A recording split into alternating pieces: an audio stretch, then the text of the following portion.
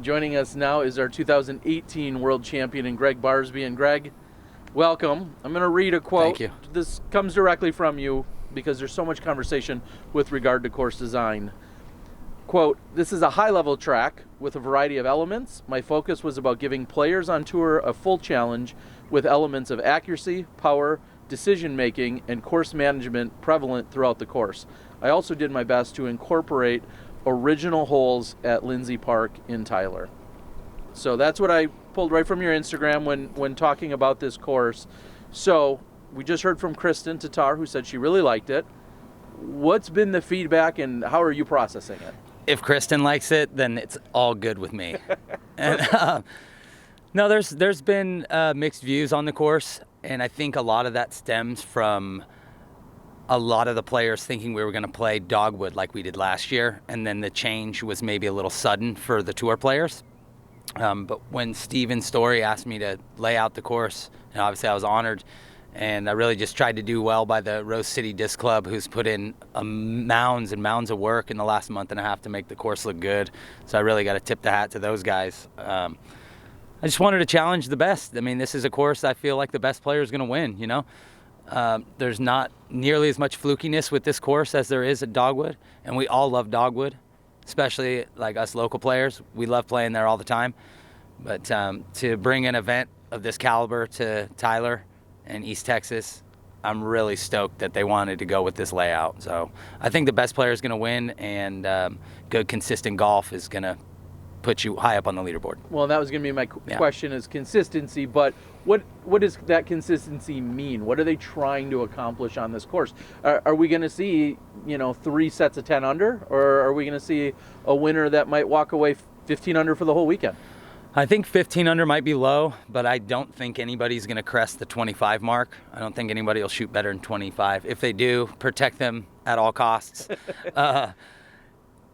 Anything better than 3 or 4 under, if guys can break the 50s, those are going to be good rounds. I don't know exactly how they'll rate, because I think there's a lot of different ways to get par out here, whether it be if you maybe miss a putt, or a player might be able to scramble their way to pars too. So I don't think we're going to see as much variation on the scoreboard, and I'm hoping for a tight race. Like players are going to have to throw long shots. I think 450 or 60 foot off the tee is enough power, but you're going to have to hit specific landing zones and make sure that you're in the right spot to beat some of these low-lying branches that we have here at Lindsay. I mean, probably 5 or 6 shots that really make a big difference.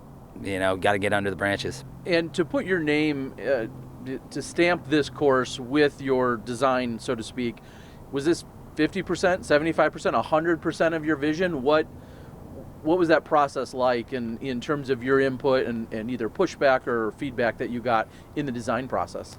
Last year, the Masters players and a few other divisions played what they called the combo course, which was fairly similar to the layout that we have. There were a couple of logistic issues with walking, and then also there were a couple changes that I proposed to the dynamic crew that they decided to push through. In particular, hole 9, which is original hole 15-seater to 17-seater. And I believe that's an original hole from the first and only course that was here way back in the day. So 18 is all brand new, so all complaints can be sent to me for hole 18 because it's pretty sadistic. But they went with all the changes that I want. Like I said, I'm really honored, and it's super cool that the Rose City Club put in that much work on the course. The Thorn is, it's the toughest course in Tyler. This is the Rose City, so I thought the name was pretty appropriate. All the other 3 courses being dogwood, cedar, and hickory kind of sticks with the theme. So, love it. All right, my final one for you is, maybe your ego got a little beat up this week. Maybe it didn't, as you've been seeing the feedback. How are you physically feeling? How are you ready to go? This is a tough course. It's physically demanding, and it never lets up, especially towards the end of the course. You've got the par 4s, all 4 of them right in a row, and you got to throw hard out here. Coming off the ankle tweak at Waco, I wasn't able to finish, and it was a decision I made because I want to play this course, and I really want to be ready for the major in 3 weeks. Look, the players are going to have their opinions, and that's fine. I've been a pro for 20 years. I think I know what a good course does, and the positive feedback has been overwhelmingly positive, and I feel like this is the best challenge these guys are going to get on the Pro Tour this weekend. I love it. Here's Hayden. Yeah. Hey, Greg. Hey. You know, dabbled in some course design, you know, played on a ball golf course earlier this year, and now, you know, got to build something out of this canvas. So, I mean, what are some principles that you want to stick to when you're looking at putting some holes in the ground, and do you want to do this in the future?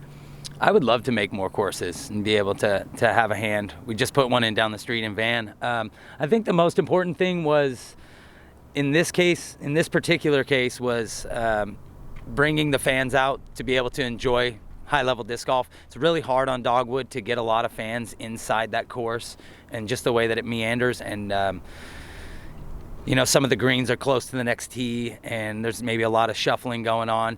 So what you're going to have with this course is a nice course flow where the fans will be able to enjoy a few different sections of spectating.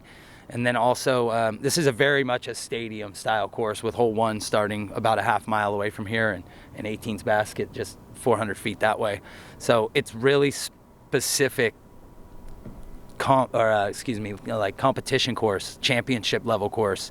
It's tough to play casually here because hole 1 and 18 don't connect. Another one was, you know, pace of play is important.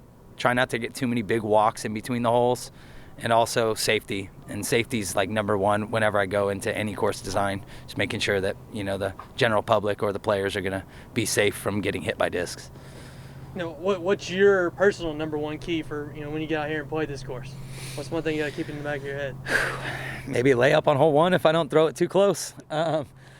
There's a few holes that can really bite you out here. I kind of broke it down to maybe 3 or 4 holes that can really blow up your scorecard. So trying to avoid some big numbers there, and just make smart decisions, keep it in bounds, and hit the landing zones. I think this is going to be one of the tightest races for the cash line all year as far as just the strokes, and I think the difference between a good round and a bad round might only be 5 or 6 throws here. I think maybe the top level players, I don't see anybody shooting in the 40s. Maybe if Ricky or Paul pops off, they might shoot a 51 or 2. I'm hoping to do 54, 55. Last week I played it, I shot a 60 without a single birdie, or a single 2 on the scorecard. So it's tough. You know, you gotta throw long shots here. All right, and one final question for you before we let you go. Ricky Wysocki doesn't seem to lose when he comes to the Texas stage. What is it about? Because he's played a lot of different courses in a lot of different cities here in Texas. What's it going to take to overcome him? This course lays out so well for Ricky. Power forehand, power backhand, accurate shots. And I think a big game changer, like, I don't want to spoil anybody's grip 6, pick 6, but you know, if you picked a guy that can putt hard in the wind out here, I think that might be a really big benefactor. Like a guy like Kyle Klein, or even Ricky Wysocki. Ricky Wysocki, right? You know, I think Ricky is going to be tough to beat here, but it'll shake out through the week. And 18 is really a gut check. It can all go wrong on 18. You know, I see a lot of players maybe taking a 6 there, depending on the winds. I think a lot of players have got a good wind in practice, and we'll see if that changes, because if it turns into a headwind, it's going to be an absolute nightmare. All right. Nightmare is the word I hear. Gregg Barsby, your 2018 world champ. Thank you for joining us. Thank you, We'll be right guys. back. Cheers.